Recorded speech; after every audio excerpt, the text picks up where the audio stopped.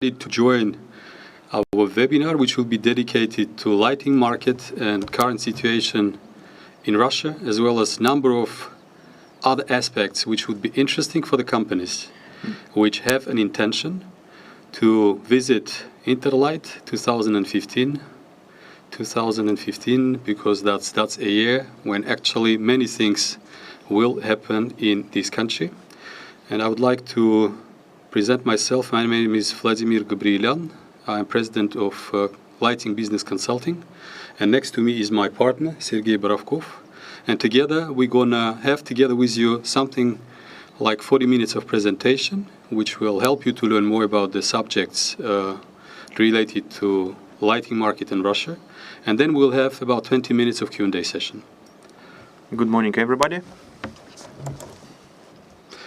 I hope everything works correctly. We have been said by the specialists that everything would be okay. Hope you see the same like I do.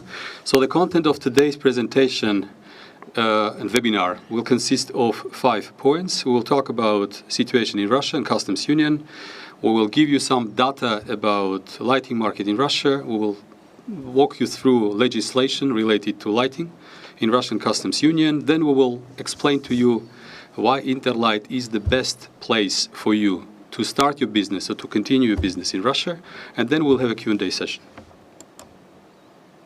So the first topic is macroeconomic situation in Russian customs union, and I would like to start with an information which for majority of you most probably is known, but there's still some people around the world who wonder what is CIS, what is customs union. So in order to help these people and also to refresh memories of some of you, we will bring you back to 1991, when there was one big country called Soviet Union, which consisted of 15 countries.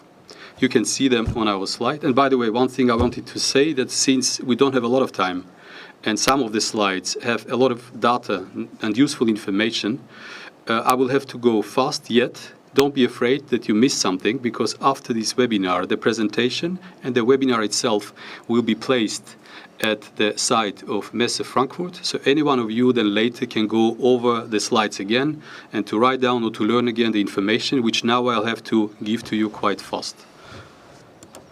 So there were 15 countries 1991. Then out of these 15 countries, 3 countries became part of European Union. You can see them. I don't know whether it works now. I hope yes. So the mouse shows these 3 countries, Estonia, Latvia, and Lithuania, which are part of European Union. You can see it here. Then you have CIS countries. CIS stands for Commonwealth of Independent States. This union was created also back in 1991 after disentanglement of the USSR, and the countries here, and you can see them, are part of this union. Then you have a country which is not part of that union, that's Georgia. I'm trying to go to next slide. Yep. Okay, so and now I would like to tell a couple of words about customs union, because, well, let me see whether color-wise that was clear. No. So unfortunately, not all the animation is working now, yet we will come to a slide where we will see 5 countries. 5 countries which formed customs union by 2015 are Russia, Kazakhstan, Belarus, Armenia, and Kyrgyzstan.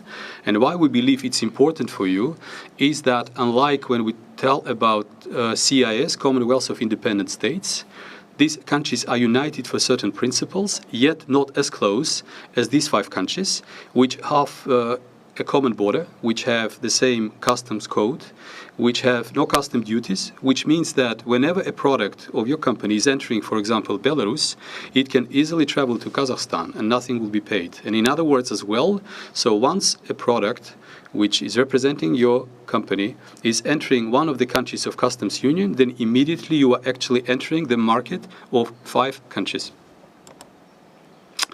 Here you have some data about customs union. And you may see that these 5 countries, they accumulate quite a lot of resources. They accumulate about 180 million people. They accumulate number of top positions in gas, oil, coal, electrical power generation, and you can read it yourself in metallurgy, in agriculture, in automobile. And all in all, it simply represents a very interesting place to be. this slide as well, animation didn't work, but the focus of that slide was that actually if you look to customs union, there's still no surprises. Definitely Russia is by far the biggest, not only GDP-wise, people-wise, but also linked to the lighting market. It definitely is mostly Russia. Russia is trendsetter in everything related to energy efficiency, related to product introduction, to segment development. So in our presentation, also for the sake of time, we will focus mostly on lighting market of Russia, yet you should always keep in mind that then it's about 90% of the whole market of customs union. The rest of the market is in other countries. So whenever you see something in Russia, then you should add another 10-15% and you will have the whole market of lighting for customs union, where the structure of the lighting market is almost the same. Now to Russia. Definitely, the last 4 years were quite successful for Russia. If you look to certain parameters which are definitely then reflecting the development of the lighting market, then we see that, for example, in residential construction, starting 2010 till the end of 2014, that was developing quite nicely. That was developing about 40% since 2010-14. The same is also applicable for non-residential construction. You can see that different segments of construction have been developing rather positively, starting with industrial, agriculture, and of course, first of all, commercial.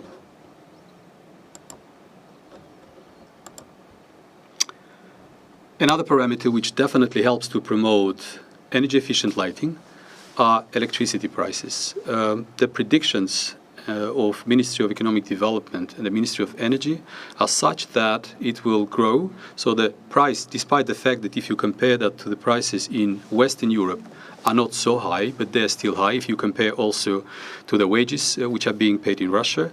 And from that point of view, the growth in electricity prices definitely will help to promote energy efficient lighting, as well as the notion of TCO, total cost of ownership, will play a very strong role in the coming years.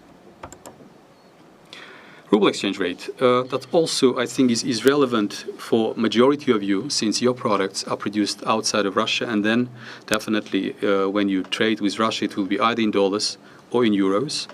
So understanding how the government of Russia sees the development of rate is definitely of fundamental importance for you.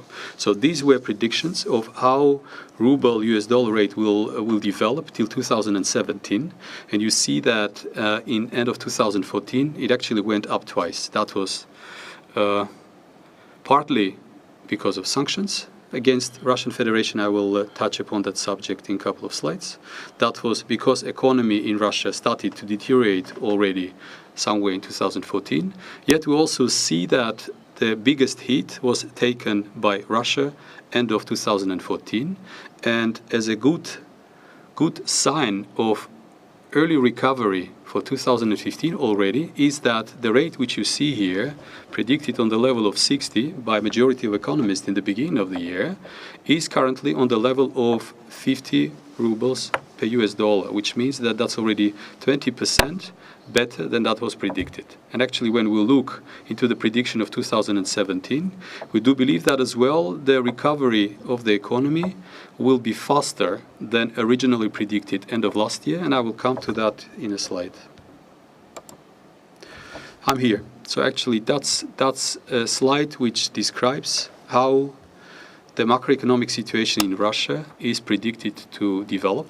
And you may see or read a lot of different information, sometimes quite conflicting. But one thing is very clear, that economy of Russian Federation started to slow down in 2014, and 2015 definitely will be a year with a negative GDP growth.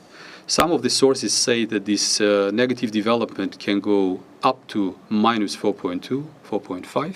Some of the predictions are that it will not go more than minus 1.5 and 2, but one thing is very clear, that 2015 is a challenging year for the economy and also for lighting market, which I think we'll touch upon later.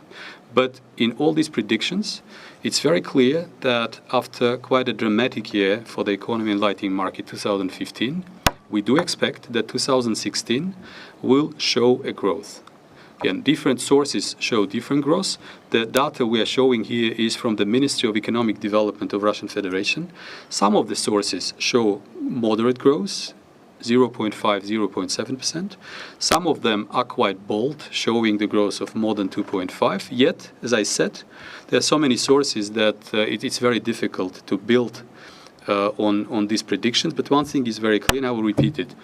This year is a challenging year, yet there are many signs which give us assurance that starting next year, the economy and consequently lighting market will start growing and developing and showing positive growth.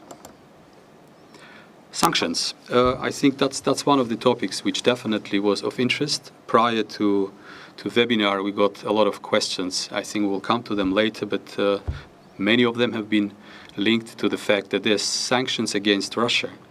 How can I start dealing with Russia without running a risk that something will happen to my trade or to my products? So step by step, actually, you see the countries which impose the sanctions against Russia. That's the European Union. That's a couple of other countries like USA, Canada, Australia, New Zealand. Then if you go about more specific things related to sanctions, there are three of them: economic, restrictive, and diplomatic measures. So when we talk about economic measures, then they were mostly focused on a number of banks. Here we put it, only 6 banks out of 783 got these sanctions. These banks mostly are state banks.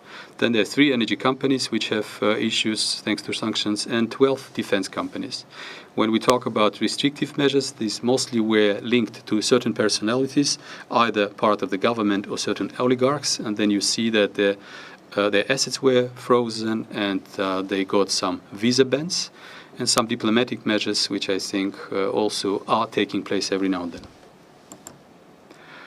Next slide, then, and coming back to what sanctions did to Russia, but what Russia also was reacting to that, then you will see that there are a number of things which took place in Russia. So Russia also decided to ban products for import, mostly agricultural. You talk about meat, poultry, fish, sausages, milk, fruits. But most important thing is there are no restrictions on import of lighting products, partly because the majority of things which are making the part of lighting market are produced outside, and secondly, because from the point of view of promoting more energy efficient economy, definitely lighting products are playing a vital role in that. Now I'd like to pass the word to my colleague, to Sergey, who will help you to learn more about lighting market of Russia. Okay. Vladimir, thank you very much. One moment, please.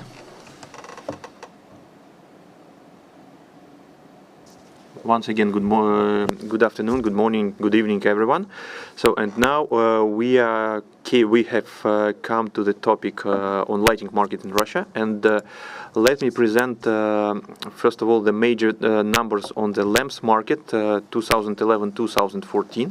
So, and I would like first of all to mention that lighting market consists of different parts, and during this presentation today we will cover only 3 parts of huge lighting market. So, and one part is dedicated to lamps market, second part is professional luminaries, and third part is consumer luminaries. And only unfortunately due to the limitation in time, we will cover only these 3 markets. So, and as you know, Russia is a big country, and that is why our numbers in terms of pieces are also quite high. And if you see to this slide, the total number of lamps on the market last year was about 800 million. So it's slightly decreased versus 2013, but this decrease mainly related to the introduction of long life energy efficient lamps like CFLI and LED lamps. And I would like also to stress out that out of these 800 million lamps last year, only about 50% of the lamps were GLS or incandescent lamps. That is, I would like once again to point your attention that there is still opportunity for the companies to substitute these 400 million GLS lamps into LED lamps or CFLI lamps. And let me move to the next slide. Here you will see the market of the so-called consumer lamps. So, and split by the product groups, by the types, and also split by years. So what kind of trends do we see here? So first of all, we see that slight decrease or gradual decrease of GLS lamps every year. Why it is happening? Because in 2011 our government issued the energy efficiency law, and actually it's banned 100 and more GLS lamps, and also it's completely banned, this law banned completely the procurement of GLS lamps of any wattage to state institutions and authorities. And this actually affected into the decrease of the GLS market. At the same time, the trend that I would like to point out your attention, it's the trend of increasing of LED market, LED lamps market. So you see in 2011 it was only 12 million pieces, and almost every year it doubled. And last year it achieved 118 million LED lamps. And actually last year was the first year when LED lamps market was bigger than CFLI market. And the CFLI market decreased about 15%. And if we talk about the halogen lamps market, so it's almost the same every year, so it's about 50 million pieces. On this slide, you could see the development of the market for of so-called professional lamps. So first of all, the trend that we see in 2014, it's quite significant decrease of double-capped fluorescent lamps. So actually 2014 was the first year when the market for these types of lamps decreased, and it decreased 27%. So we could explain this fact with penetration of LED luminaries. So, and on the next slide you will see how LED luminaries market increased over these years. In the bottom of the slide, you could see the comparison and the market split for mercury, sodium, and metal halide lamps. So, as it is seen, the inefficient mercury lamps market is decreasing quite significantly every year. At the same time, the market for sodium and metal halide lamps stays almost the same. So it's about 2.2 million for sodium lamps and 1.5 million for metal halide lamps.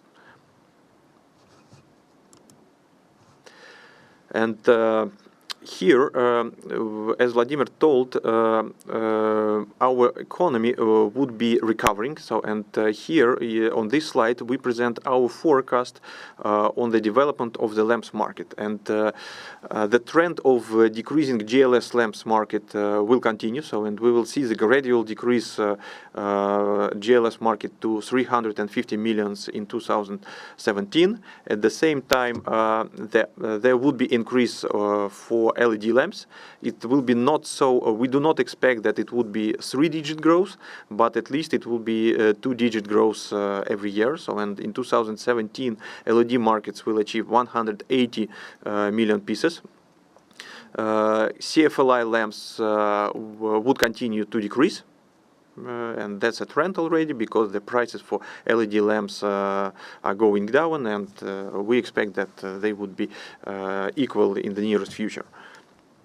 And rest of inefficient energy, rest of the lamps, especially inefficient lamps, will also continue the decrease.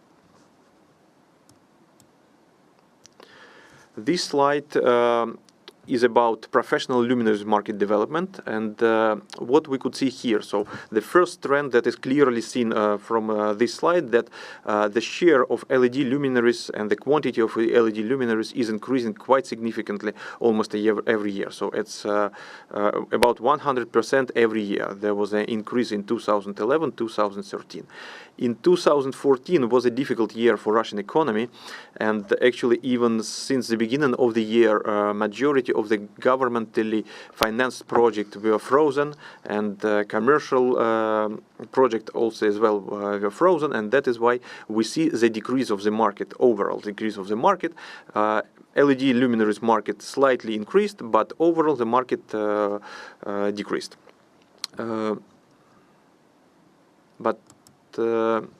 If we talk about the situation in the nearest future, our forecast till 2017, we see that the trend on increasing the share of LED luminaries would continue.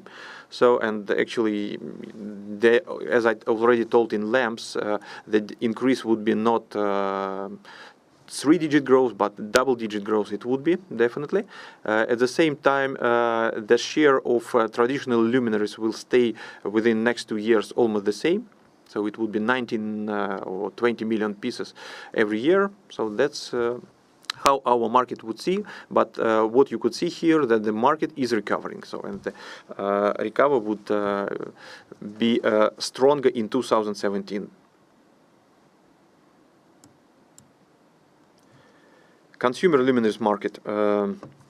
This market is almost 95% consists of imported luminaries. So in Russia, we locally produce only about 5-7% from the total consumer luminaries market.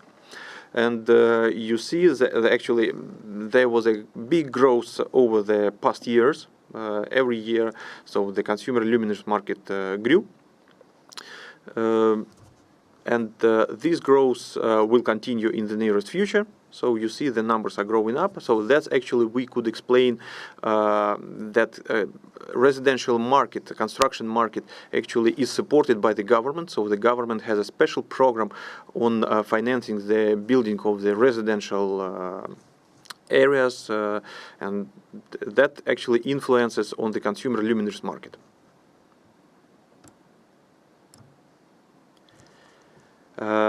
That was all about the market numbers for these 3 segments that I announced earlier. Now I would like to touch one more important topic in Russia, because actually I believe that majority of you have heard that government is playing a big role on the market. So actually not only on the lighting market, but on all markets. And now it's a part to focus on the government initiatives in lighting in Russia. Russia actually is not a really energy efficient country, and that worried our government in 2007, and our government started to implement the energy efficiency policy since 2008. And you see that energy intensity of Russia GDP was 2.5 times higher than average in the world in 2007, and the government put a task to decrease energy intensity of the GDP by 40% by 2020. And actually that influenced on our legislation quite significantly. In 2009 there was energy efficiency law adopted, and this law brought quite significant changes to our legislation. First of all, it banned GLS lamps with a voltage more than 100 watts. Then it's also introduced the obligatory lighting and energy efficiency audits on the factories. That actually also this law started so-called energy efficiency contracts in Russia. So before this law, we even didn't have the opportunity to use these tools to increase the energy efficiency. And also important point that government put the obligations to state sector to decrease energy consumption 3% every year. And under this strategy, so-called strategy 2020, and on energy efficiency, there was action plan developed for lighting as well. So, and this action plan gives the task to develop new technical regulations, stimulate local production of LED lamps and luminaries, and educate and promote of energy efficiency solution.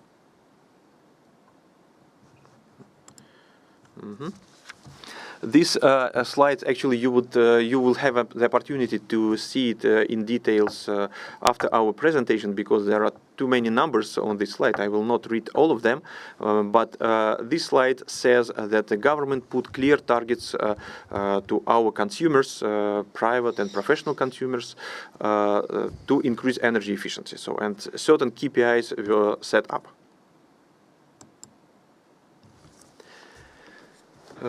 Lighting market in Russia, as I told already, would continue to develop, and it will recover. And now I would like to touch a few points about the drivers of this recovery. And first of all, let me point your attention on the pictures from the right side of this slide. This is a comparison between Russia and European Union on quality office premises and quality retail premises. The numbers are quite small here, but overall you could see that unfortunately Russia is lagging behind according, if you compare these two KPIs with Western Europe. And actually this means that offices, quality offices would be built in Russia, and the same story that quality retail premises would also be built in Russia in the nearest future. And actually we see right now, even during the economic crisis, we still see that quality offices are being built not only in Moscow but also in regions, and the same story with shopping malls, trade centers, and so on. Next driver for growth we consider quite important. It's a accession of Russia to WTO. And that's actually good news for foreign companies, that due to obligations of Russia to WTO, the import duties for lamps, luminaries, and especially LED lamps would be significantly decreased in the nearest year. So actually the process of decreasing the duties have been already launched since 2013, and but it would be finalized by 2017. And you see that, for example, the tax for luminaries would decrease almost twice. And the good news for foreign manufacturers of LED lamps, that in 2015, since 1st of September, the import duty for LED lamps would become 0% for LED lamps. Next driver for growth, it's first of all improve the lighting culture of consumers and professional end users. So that's actually we clearly see this trend, and that will continue. So that would be influencing the lighting growth of the lighting market. And I already mentioned the construction of retail and commercial estate premises. We also see that the growth drivers would be major international events. So few of them are listed on this slide, and a couple of them will be already in the nearest future in 2015 and 16 here. And the biggest football event will happen in Russia in 2018. And at the moment, Russia is preparing to this event, and 10 stadiums are being built, and the infrastructure around the stadiums are also being built, and it should be finalized by 2017. So actually this is the opportunity for the companies to sell the products to these objects, to stadiums and hotels and everything what is around. And Russia, even despite the economic crisis, Russia is continuing to invest in the infrastructure projects. So I have listed several projects here. Several projects here. So that the biggest one is definitely the construction of the gas pipeline to China, and that $70 billion will be invested within the 5-year period. And also important project that is also connected with FIFA World Cup. It's the construction of the high-speed railways, and $22 billion will be invested by 2018. So rest of the projects are also listed here. And one more chapter about legislation of Russia and the customs union in lighting area, because some significant changes to happen in the nearest year or 2 years. So on this slide, I presented the structure of energy efficiency legislation in Russian Federation. So you don't need to read all of these documents, the name of these documents right now. You will have the chance to do it after our webinar. But the major thing I would like to stress, so the basic legal document for energy efficiency legislation is the federal law on energy saving that was adopted in 2009. And under this law, there are several bylaw acts that actually describes the lighting legislation network right now in Russia. And this legislation network framework is being changed at the moment as well. And what is going to happen in the nearest future, I believe that it will happen this year. The technical regulations of the customs union on energy efficiency requirements will be adopted this year. So this is a technical regulation, has a higher level than national legislation, because this legislation will be valid for the whole customs union. So it means 5 countries. And this legislation, this technical regulation, is based on the European directives, and for European companies, it's also good news, because actually, if your products comply to European regulations, that automatically means that these products would comply to the legislation of the customs union. So actually, it doesn't mean that you don't need to have the certification to carry the certification of your products. Actually, it would be required, but actually the process would be, I believe, not so difficult for European companies.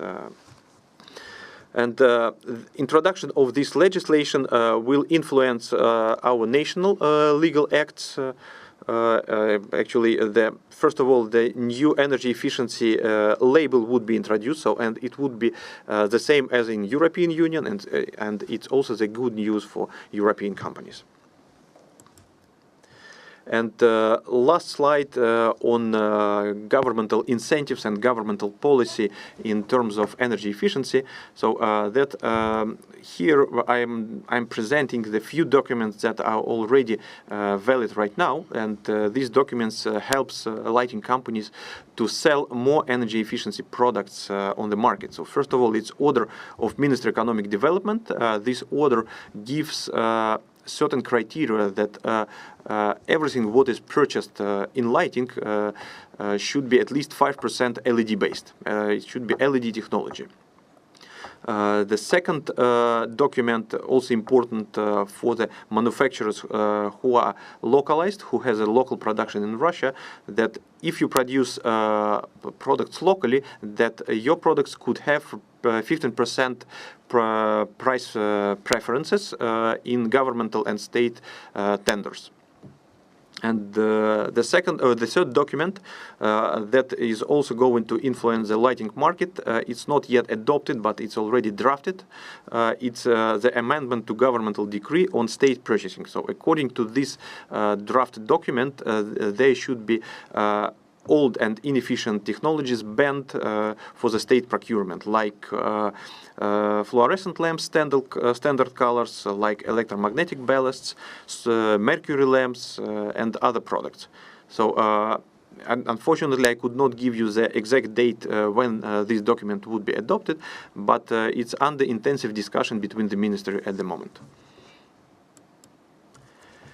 And that's actually all for my part, and I would like to give a word to Vladimir, and Vladimir will tell a little bit about Interlight and why it is worthwhile to participate in the Interlight exhibition this year.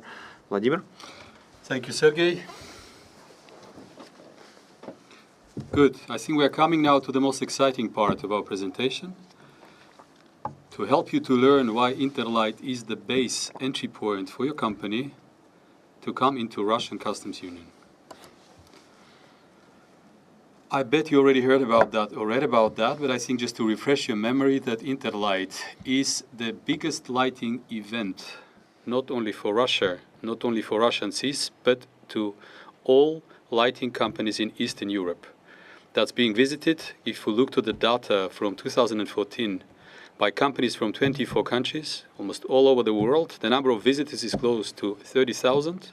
It's a very big exhibition place. That's a place where companies are meeting, where companies are striking deals. If you look to the structure of the participants, then you will see that the visitors mostly are from Russia. They represent all the regions of Russia. And then you see that about 10% are from other countries. This slide is helping to understand what is, as regards business sectors, the representation. The biggest part is wholesale. These are companies which buy and sell and resell. You talk about lighting, but also electrotechnical products. The retail and international distribution is being represented. Industry, architectural design, you can see it yourself, all this split, which can help you to understand much better how your company, how your products are fitting into the structure of Interlight show.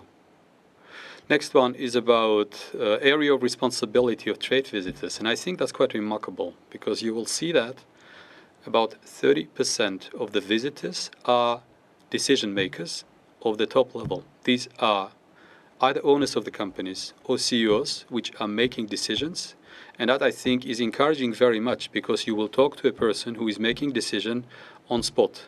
And in that respect, you are not losing the information via intermediary people or companies. The rest you can read as well. So there's sales, distribution, research, purchasing, manufacturers. So I believe there is quite a good representation of different levels of responsibility in every company. Next one is about purchasing procurement decision. You can see yourself what is the percentage of decisive, collective, consultative, and no influence. This slide, I think, is of quite interest because you will see that LED is not only a trend globally, but definitely that shows what is the interest of the visitors. LED is definitely number one. Percentage-wise, technical lighting, decorative lighting, and then so on and so forth, you can see it's going down percentage-wise. Business Agenda 2015, why we decided to list it? Because I think it's very important, and one of the questions which we received upfront was about how to make sure that if I go to Interlight, I will not lose my time and money, but I will see the biggest effect which I can. And I think these are only some of the events which will take place in Interlight 2015, and you will see that you can find, regardless of what your company is focusing on, something of your interest, something where you can learn more about specific topics related to Russian lighting market, whether it will be LED or it will be something related to building automation, but also some of the general topics which are of interest for foreign companies when they enter the Russian market, like HR, like sales, or things related to design. So you will see that there are a number of events, and not all of them. There will be a link on the site which you can click and see what else will happen during Interlight 2015. With this, I think we complete the presentation prepared for this event, and we will move then to Q&A.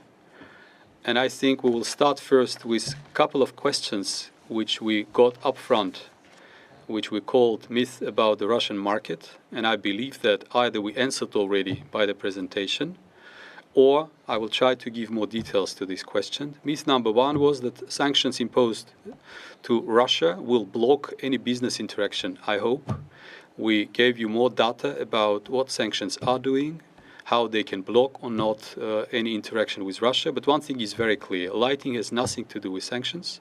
So your company will not run any business risk if you will deal with Russia and customs union.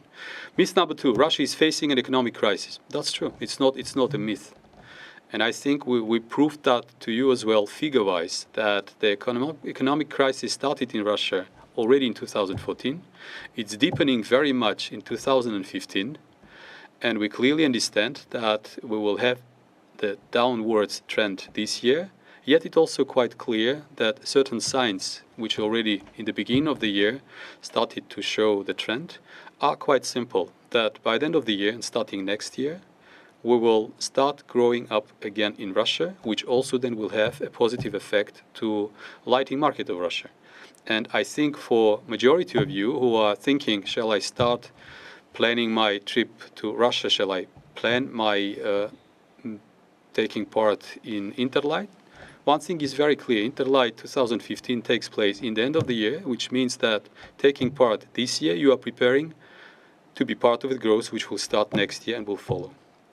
Myth number 3, I have participated in Interlight exhibition, found it ineffective because I have not found a suitable partner.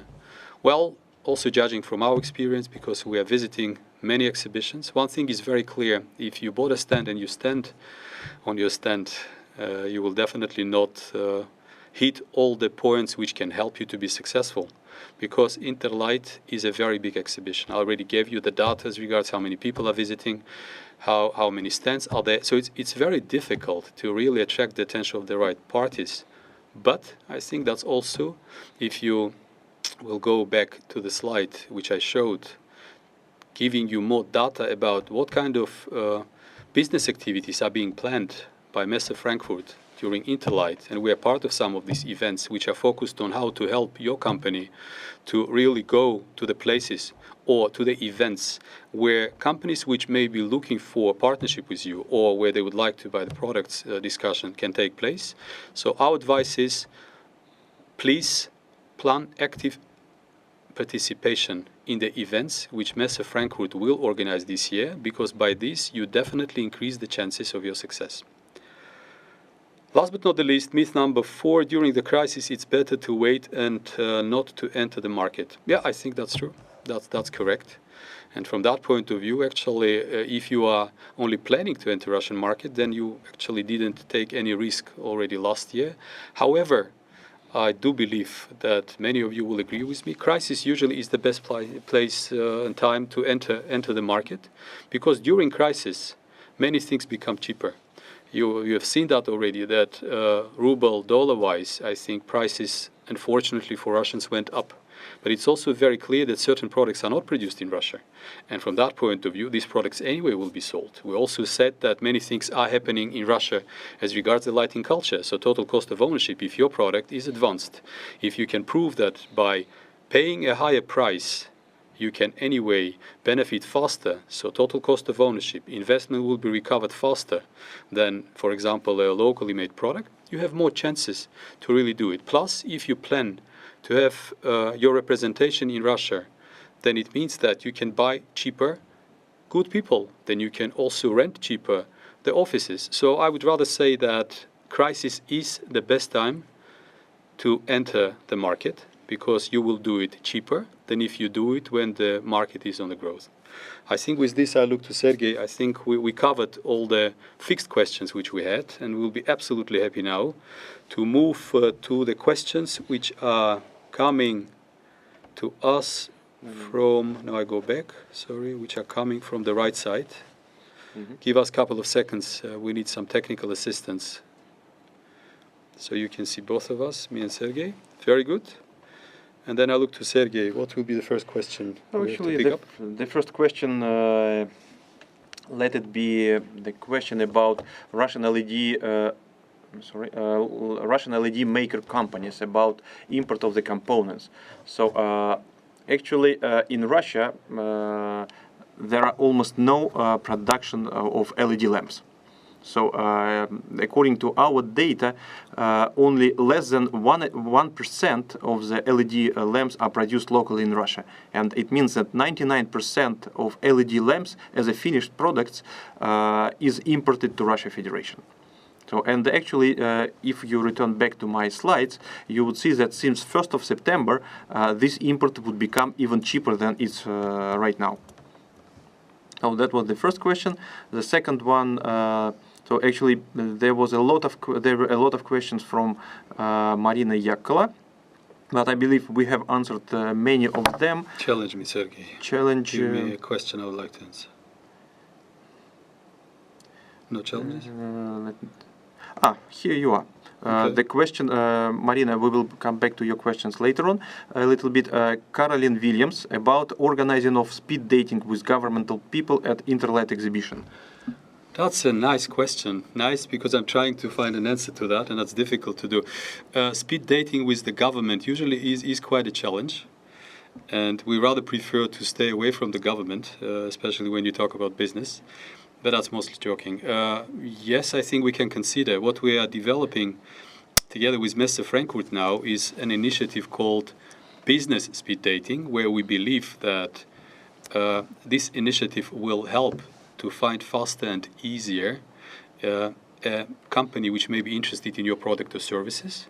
As regards the government speed dating, I think then the question first is, why do you have to deal with the government directly? Then I think from the point of view of having business opportunities, my advice would be to find local parties or local partner who will represent your interest towards the government, because in majority of cases, government will prefer to deal not with a foreign company, but via a local company which represents interest. So, in short, answering your question, I think trying to find an opportunity to meet with a specific representative of government is an option, yet I don't believe that this will result in a business for your company, unless you have to be more specific in what area of government initiatives in Russia you want to tackle, and then Sergey and myself will try to help you. But otherwise, I would say, please focus more on finding a right local partner, because this will help you to do things faster. Okay, thank you, Vladimir. And now I would like to return back to a question of Marina Yakola. Actually, the question about different situation between government project and commercial project. Better market or the same status? So actually, I've tried to answer this question during the presentation, but let me stress once again, the governmental projects have been frozen. The majority of them have been frozen since beginning of 2014, except several infrastructure projects like construction of the gas pipe to China, like construction of the high-speed railways, and other projects are still going quite actively. At the same time, the commercial projects, especially in the offices, premises, in retail premises, are also active. So that's actually, depending on the segment you are focused, you could find the good deals both in governmental project and in commercial project. But as Vladimir told, that if you are pretending to participate in governmental projects, that you need to be localized. So because our government is at the moment pushing our contractors to be local companies. So that's called the policy of import substitution. So, and it's better to work with the government through the local partner, a local legal office, or any other legal company localized in Russia. Thank you, Sergey. There is another brilliant question coming from one of our viewers. What kind of strategy would be better to follow to reach better position in Russian market? I believe that the best thing to do for you is to find a local partner. I think that's the first step to do, because via local partner you can do things faster.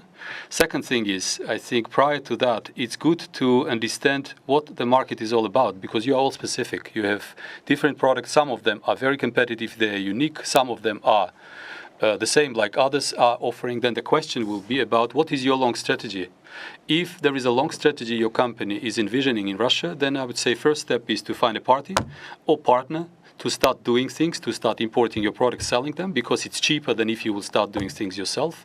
In some of the cases, if you believe that you have a long-term strategy, then after that you should plan together with your partner localization. As already was mentioned, if you are localized, you may have some price advantage up to 15%. And in some of the cases, actually, if you have serious intention to localize your product or to have a factory built, then you can get special conditions in different Russians or in different regions of Russia, where you can have tax haven, where you can have certain benefits which will come from local government to support your entry into Russia. But the best thing I would advise is to really find a partner who can help you to go through bureaucracy, also to learn faster where to go, which channels to use. And again, it's all start by visiting Interlight. More questions? So actually, I see the question concerning the market of lighting controls. Do you have any insights on the status of the size and different light controls implementation types in Russia?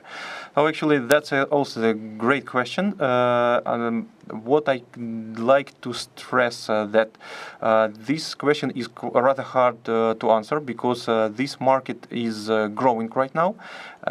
Is what I could say from the top of my mind that is growing double digits every year. But exact size of the market I could not at the moment give because there are too many vendors on this market. So, and these vendors are lighting vendors and also the vendors that came from other industries that everybody is trying to produce lighting controls for light fixtures. That is why it's a very, very competitive market, first of all, and difficult to evaluate it. So we are making some efforts to evaluate this market. There are some numbers available at our company, and we will provide them as within our researches. But nevertheless, you need to be sure that the market is growing, and you could see it. Even the number of the players is increasing every year at the Interlight. So. Thank you. Another question: what differentiates Interlight from the Light and Building exhibition in Frankfurt? Yeah, I think standard-wise, nothing. I think exhibition here is on the same high standards which Messe Frankfurt has all over the world. As regards the difference, first of all, that's every year, which I think is, from the point of view of the market, better, because we are quite actively developing. Market is growing very fast, so every year there are things to show and to share. And of course, then the focus is on Eastern Europe, which means there are more specific products and participation, which helps, I think, to get more results. Next question about certification of the lighting products. Do the companies need GOST Air certificates, and would be there any changes due to the union? Yes, the changes will be, and they are already at place. So at the moment, all lighting products that you are going to sell on the market need to be certified, and actually there are two parameters for obligatory certification. So it's first of all electromagnetic compatibility, and the second parameter is electrical safety. So you need to receive the certificate for these two parameters, and this certificate would be valid on the whole territory of the customs union. You could receive it in any lab that is certified to provide these services in Belarus, in Russia, or in Kazakhstan. Okay, next question. Are the Russian companies active in street lighting listed somewhere? Some general website you can guide us to find a Russian partner? Yeah, I'm afraid no. Unfortunately, I think that was the reason why we decided to create a company called Lighting Business Consulting, is that there are not a lot of resources, or not at all, place where you can find. So, yeah, write to us, get in touch with us, we'll try to help you. Mm-hmm. I'm getting signals that I think we should already close. Do we? Yeah. Maybe a few questions. A few more questions.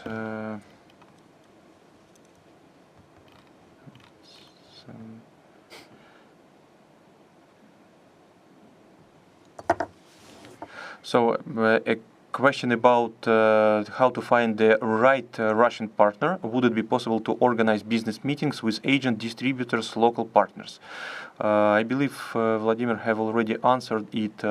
Yes, this year the Interlight and Messe Frankfurt is preparing so-called business matchmaking, and that's actually a service that would be available to all the exhibitors, especially from the foreign companies, and you would be able to specify your requirements to Messe Frankfurt, and we will try to help you with finding the proper partners and to bring it to your booth for negotiations.